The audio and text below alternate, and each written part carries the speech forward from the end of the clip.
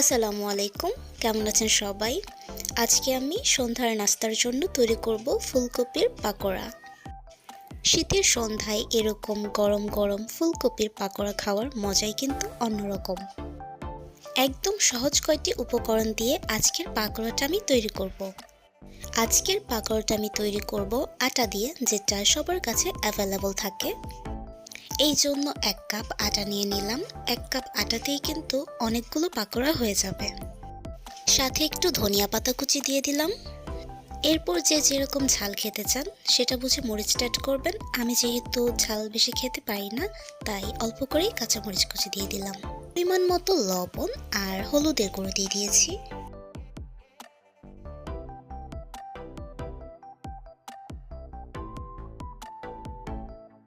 আর সাথে আমি একটা স্বাদে ম্যাজিক মশলা দিয়ে দিলাম।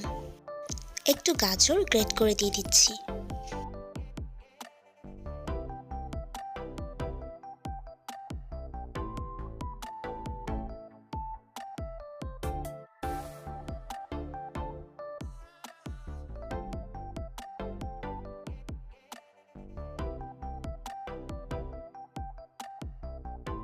এবার অল্প অল্প করে পানি অ্যাড করে একটা ঘন ব্যাটার তৈরি করে নিচ্ছি।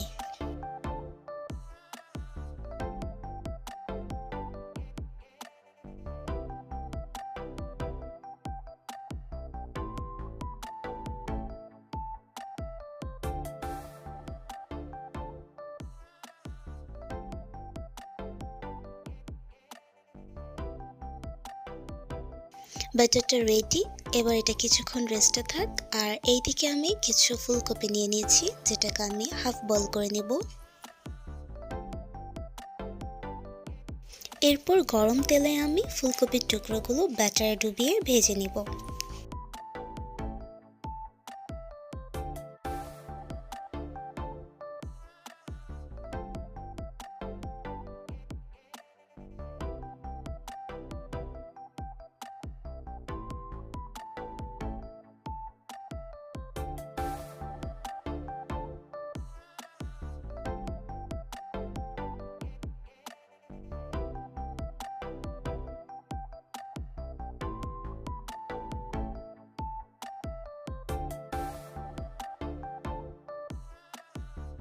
দুটি পাশ ভালো করে হয়ে গেলে এগুলোকে আমি তেল ঝরিয়ে উঠিয়ে নেব।